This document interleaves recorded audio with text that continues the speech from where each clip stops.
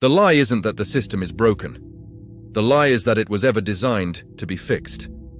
We're taught in the academy that the badge is a shield, but after 5 years in the field, you realize the badge is actually a blindfold. And the worst part, you learn to tie the knot yourself. We talk about the blue wall as if it's some grand, dark conspiracy etched in stone. It's not. It's just paperwork. It's the silence that happens when the sergeant asks, "Is the report accurate?" And you know that accurate is a synonym for politically viable. It starts with the small things, a missing 20, a suspect whose resisting arrest charge is the only thing standing between them and a public lawsuit. You don't sign up for this because you're corrupt. You sign up because you're hungry for order. But order in this city isn't found in the law. It's found in the convenience of the report. If you want to understand how a good person becomes a cog, you have to look at the math. Let's talk about the math of the precinct. Every month, the department sends a memo. It's not a command, it's a scoreboard. Arrests, seizures, clearance rates. If your numbers are low, you're invisible. If you're invisible, you don't get the gear or the overtime. So you start optimizing. You don't look for the big fish, because the big fish are protected by the people who sign your paychecks. You look for the low-hanging fruit. You look for the guy on 5th Street who's desperate enough to trade information for his own freedom. Marcus runs an apartment complex that's essentially a clearinghouse for every small-time vice in the district. Everyone knows it, but Marcus pays. He pays in information that helps the department reach its monthly arrest quotas. He pays in stability. When the brass comes down from the Capitol, they don't see a drug house. They see a crime scene that was cleared with efficiency. If you actually shut down everyone like Marcus, the crime stats would skyrocket and the commissioner would lose his job. So, we let him operate. We don't invite him to dinner, but we don't look at his front door. We become the janitors of his industry. It's a specific kind of death, the kind where you keep your job and your pension, but you lose the person you were. I remember seeing an officer plant a baggie on a suspect who had run. He didn't even look at me, he just waited for me to finish the report. He knew. He knew I'd see it. And he knew I wouldn't say a word. Because if I said a word, I wouldn't be the hero of the story. I'd be the guy who broke the unit. I'd be the guy who made the captain's numbers look bad. And in this world, making the captain look bad is a terminal diagnosis. You justify it. You tell yourself, this guy probably did something else anyway. You tell yourself, the court would have let him walk. You start to believe that by bending the rules, you're actually serving a higher justice. That's the rot. It's the moment you stop being a servant of the law and start being an architect of your own version of reality.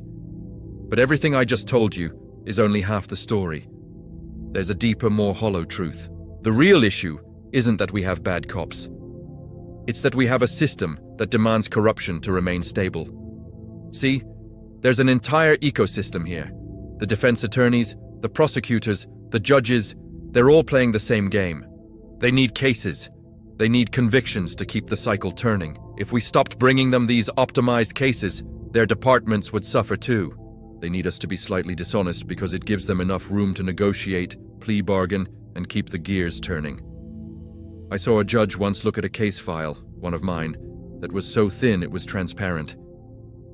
He looked at me, he looked at the defense, and he sighed. He didn't dismiss it. He just asked about the chain of custody. And when I said, "Yes, Your Honor," he moved on. He knew I knew, the defense attorney knew. It was a play, a dance where everyone agreed that the truth was less important than the verdict. When you realize that the entire judicial structure is in on the performance, the weight of the badge feels different. It's not just a responsibility, it's a burden of complicity. This is why change feels impossible. You aren't fighting a few bad apples. You're fighting a structural requirement for inefficiency disguised as order. The system needs the blue wall to hide the foundation of sand. If you want to know why nothing ever changes, look at the retirement plans. Look at the pensions. Look at the people who have spent 20 years building their lives on the success of these numbers. They don't want a reformed department. They want a department that functions. And functioning means keeping the peace, regardless of cost. I've watched men better than me enter this office with fire in their eyes, only to be crushed by the sheer weight of apathy. You don't get fired for speaking up. You get frozen out. You get transferred to the cemetery shift in the basement, where your only companion is a filing cabinet full of cases that are never meant to be solved. So what do? You do what I did.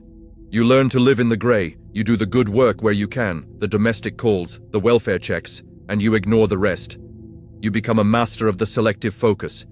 You convince yourself that as long as you aren't throwing the punch, you're still good. But that's the final lie, isn't it? I don't have an answer for how to fix it. I've stopped looking for one. Maybe the only way to win is to walk away, but where does that leave the person who takes your place? They'll just walk into the same office, sit at the same desk, and look at the same piles of folders. The question isn't how we fix the police. The question is how we stop demanding that they be the solution to every societal failure. We've outsourced our problems to a group of people we've given the power to judge, and we're shocked when they use that power to protect themselves before they protect us. It's a cycle of demand and supply. We demand results, they supply the easiest version of them. We demand order.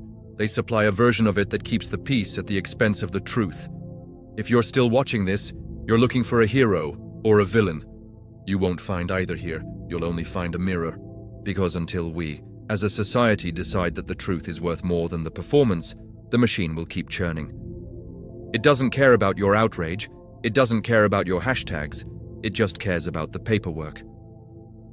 I'm curious, how many of you have had an experience where you knew, intuitively, that the official account of something was a complete fabrication, yet you watched as everyone around you nodded along anyway? Let me know in the comments. I'm curious to see if anyone is actually paying attention to the math.